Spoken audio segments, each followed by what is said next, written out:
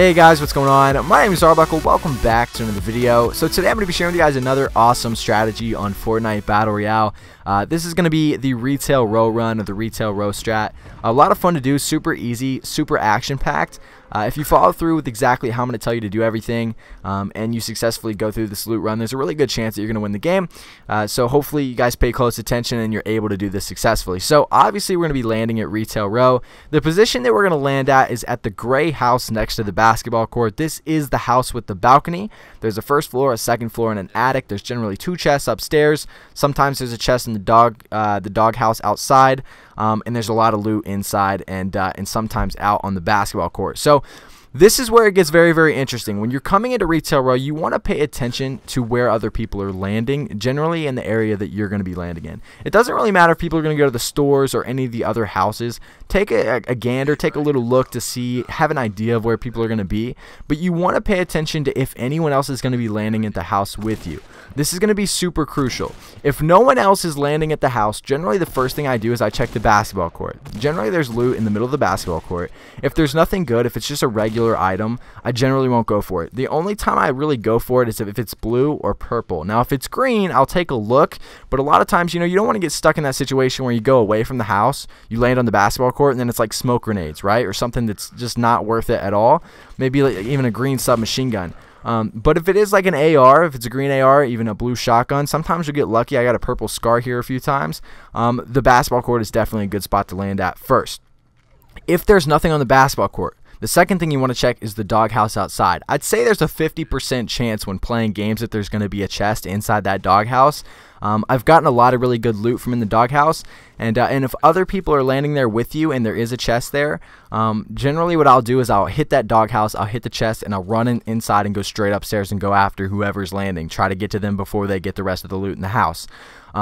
If there's no chest in the doghouse, there's nothing on the basketball court. Generally what I like to do is to land on the balcony and go in through the second floor. I know a lot of people like landing on the roof. The reason I don't like landing on the roof here in retail row is that if other people land near me, they're going to get into the house and get a lot more loot than I'm going to. As you guys will see in the gray house, there's one chest that's actually in the attic, and then there's another little mini attic that's parallel with the second floor. That's literally right on the other side of a wall, so you have to dig into another wall to get to it. And by the time you get to those 2 chests, someone could have already landed, went in the house, gotten all the loot, and have made it upstairs to kill you before you even get to that second chest. So I don't necessarily think it's worth to land on the roof. The only way I would land on the roof is if someone else landed there and went in the house before me. Generally what I'll do if I see someone land on the balcony, I'll go straight downstairs, because there's always a lot of loot downstairs. When you run inside, you guys will see there's loot right in from the back door.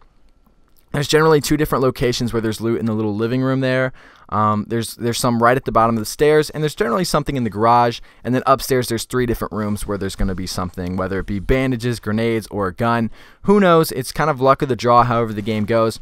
But it's very important that you guys focus on where other people are going to be landing. If no one else lands at this house, you're going to be golden. There's a really good chance that you're going to get something good out of this house because there's so much loot throughout this building. But again, pay attention. If someone else lands on the roof, it's a good plan for you to go in through the second floor, because here's what happens. If someone lands on the roof and they're going for a chest and you land on the bottom floor, they're already going to have the height advantage. They're going to be above you, and it's a lot easier to come down than to go up the stairs. So you want to make sure you get onto that second balcony or onto the balcony so you can get into the second floor so that you can grab all the loot upstairs and then work your way downstairs before they're able to come in. So, for example, if you go downstairs and you go in the front door and someone lands on the roof, by the time you've gotten all the loot downstairs, there's a good chance that if that person's quick or they don't care about that second chest, that they're going to go straight to the second floor. They're going to get all the loot in those 3 rooms, and then they're going to have that advantage over you. So you guys might have the same gun, but he's going to be upstairs, you're going to be downstairs. It's going to be a lot more difficult for you to kill him. So try to land on the second floor if you see him going in the roof. Sometimes what I'll do is if I see them land on the roof, I'll go right onto the balcony into the second floor. I'll get some stuff and I'll just tear down the wall instantly and start shooting at him. Try to get to him before he gets anything. A lot of times they won't get anything out of the chest. That's just kind of how it works with me. When I go for the chest, I generally get good stuff. But when other people go, when I have a lot of enemies go, when I try to land there, I'll try to go at them quick to get them before they get anything. But very important. That's probably the most important part of this entire strategy, because you don't want to die off the beginning, especially in a really populated area like retail row. So it's very important that you pay attention to where other people are, around the house if there are any. If there's not, you're in really good shape. You want to move quick. I want to point out that there's a lot of times an ammo crate under the stairs, like there are in most houses. A lot of times there's an ammo crate in the attic, and a lot of times there's an ammo crate out on the balcony on the second floor. So if you hit all three of those, you'll have a lot of ammo for whatever weapon you get, and you should be good to go. Now the next part of the strat, you got to be careful, because obviously there's going to be other people in retail row. That's why I said you want to kind of have an idea of which direction they went. We're going to move clockwise. We don't want to run toward the stores immediately. We're going to work our way down the hill. Now if you move quickly and no one else lands at the house with you, generally that house to your left there, the house that's next to the gray one, is going to be empty. Not a lot of people like to land there. I don't know why. I've done this strat a million times, and very few times there have been people that are in there already. A lot of people like to land at the bottom of the hill or at the top of the hill where all the stores are. So if you move quick, you'll be able to get to that house before anyone gets there. And if you do that, you're doubling your loot, and you have a really good chance to run through retail row no problem. But again, we're going to work counterclockwise. So once we hit that house, we're going to go to the house at the very bottom of the street. If someone's already in there, we're going to check the other one that's directly across. And then we're going to work our way up to the store. As you guys can see in the video, I kind of just do a run through so you guys have an idea of how it works. If you get lucky and not a lot of people land at retail row, you might be able to hit everything. But this is pretty much the strat. You want to make sure you're careful where you land at that house next to the basketball court, depending on where other people go. Then you want to work counterclockwise, or you want to work clockwise around retail row, starting at the houses before you get to the stores. You want to be very careful, pay attention to where people are when you're landing. Another huge tip that I can give you guys that we've been doing a lot recently that's helped us is setting traps in retail row, and not just setting traps randomly, but using them as kind of bait.